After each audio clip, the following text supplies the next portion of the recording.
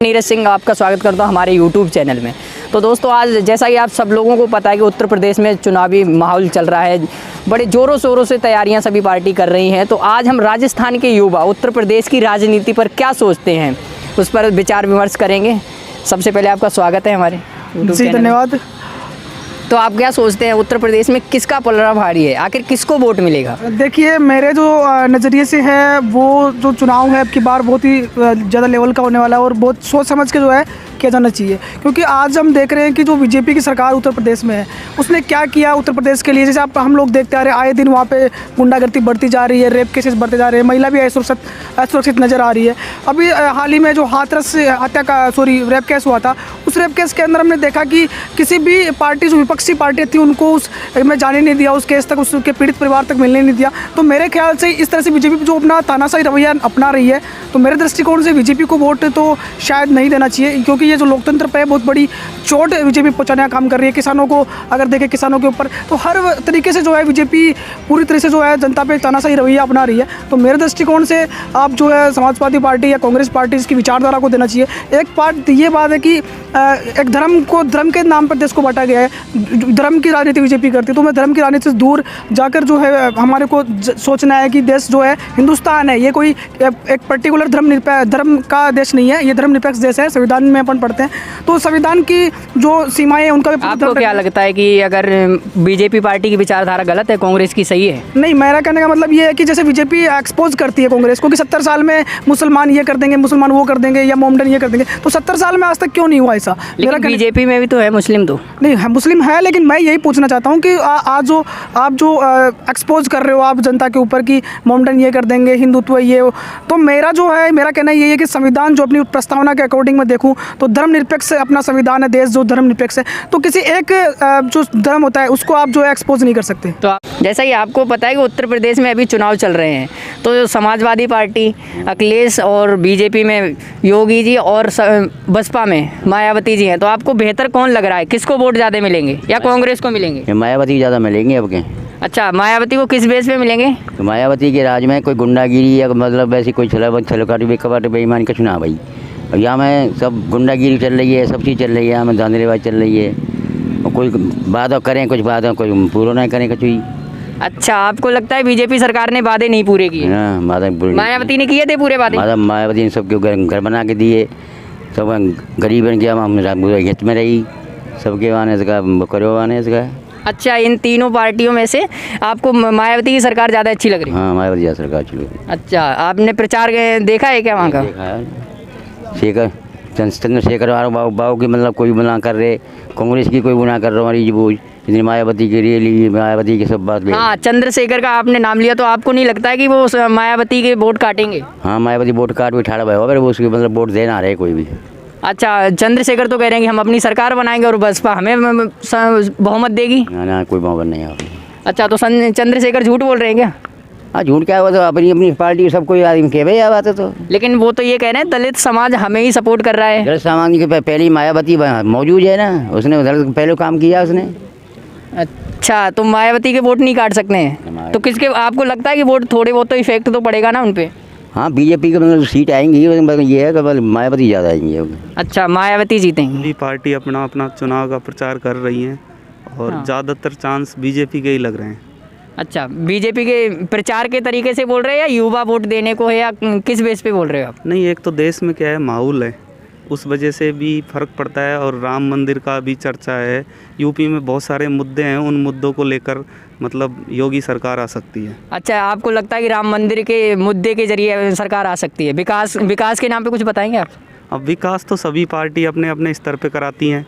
योगी ने भी बहुत विकास कराया है, कांग्रेस भी कराती है, और अलग अलग पार्टियों का अलग अलग एजेंडा होता है, उस एजेंडे के तहत अपना सुझाव होता है, उसके तहत ही विकास कराते हैं। नहीं, तो आपको लगता है कि कांग्रेस ने भी विकास कराया है, समाजवादी पार्टी ने भी विकास कराया और बीजेपी ने भी विकास कराया है, तो वोट तो तीनों को मिलेंगे ना, तो फिर बराबर मिलेंगे, तो जीतेगी कौन सी पार्टी? जीतने में तो चांस बीजेपी के ही लग रहे हैं अधिकतर। अच्छा, सरकार तो बीजेपी ही आएगी, क्योंकि एक जो नज़रिया है लोगों का, एक विकास करने का जो उनका तरीका है, और लोगों को जिस तरीके से उन्होंने अपनी तरफ कंसीव किया है, इस तरीके से कि जैसे जो भी है, राम मंदिर है या फिर महिलाओं का मुद्दा है या फिर और भी बहुत सारे ऐसे हैं जो जैसे गैस वगैरह है, महिलाओं से संबंधित का बहुत सारी चीज़ें उन्होंने ऐसी की है। और जैसे कि पेंशन वगैरह है, वृद्धों के लिए किया है और बच्चों के लिए छात्रवृत्ति योजनाएं वगैरह बहुत सारी ऐसी चीज़ें करवाई हैं बीजेपी ने, जो शायद मुझे लगता है बीजेपी आनी चाहिए।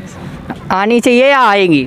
हाँ, आनी चाहिए। अब वो तो आगे की बात है, लेकिन वोटिंग में उसको ही करूँगी ज़्यादा। मेरे विचार से बीजेपी को वहाँ आना चाहिए, क्योंकि योगी सरकार ने वहाँ बहुत अच्छे अच्छे डेवलपमेंट के और बहुत अच्छे अच्छे प्रोजेक्ट किए हैं, जिससे यूपी जो वहाँ की जो गवर्नमेंट है, मतलब जो वहाँ की जनता है, उन लोगों को उससे बहुत राहत मिली है।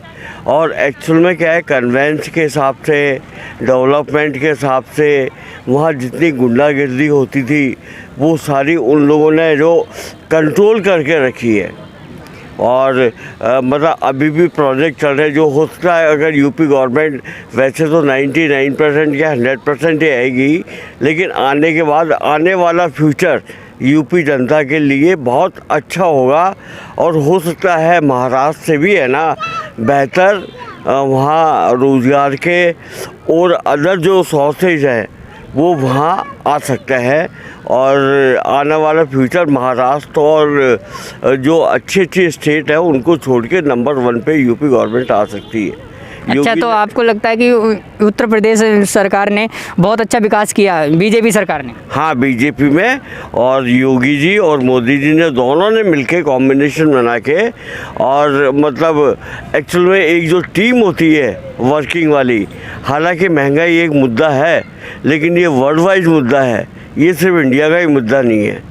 और पेट्रोल के भाव बढ़ रहे हैं, ये इंडिया में नहीं सभी जगह बढ़ रहे हैं, लेकिन क्या डेवलपमेंट के अपन लोगों को अकॉर्डिंग डेवलपमेंट देखना चाहिए, क्योंकि ये चीज़ें तो क्या आपको लगता है कि उत्तर प्रदेश में डेवलपमेंट हुआ है? बिल्कुल हुआ है, 100% हुआ है। जो बीजेपी सरकार है उसने कितना बदलाव किया है देश के अंदर, करोड़ों जनता को मालूम है कि किस तरीके से आधार कार्ड के माध्यम से बैंक अकाउंट जोड़े, कितनी डिटेलें क्लियर की, जिसके माध्यम से आम आदमी के पास में कितना धन पहुंच रहा है केंद्र सरकार का, जो कांग्रेस के राज में बिल्कुल नहीं मिला।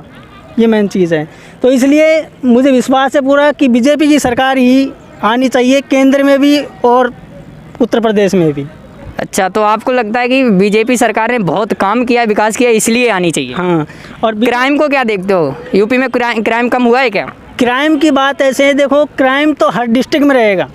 क्राइम क्यों रहेगा? क्योंकि क्राइम तब तक ख़त्म नहीं होगा जब तक हम एक दूसरे को नहीं सुधारेंगे। क्राइम, जी बिल्कुल, आपने बहुत अच्छी बात कही है। क्राइम हर एक इंसान के अंदर है, हर एक इंसान को अपनी सोच सुधारनी होगी, सरकार अपने आप सुधर जाएगी। क्योंकि जब अपन गलतियां करते हैं ना तो फिर दोष सरकार को देते हैं अपन, तो वो हो गया क्राइम।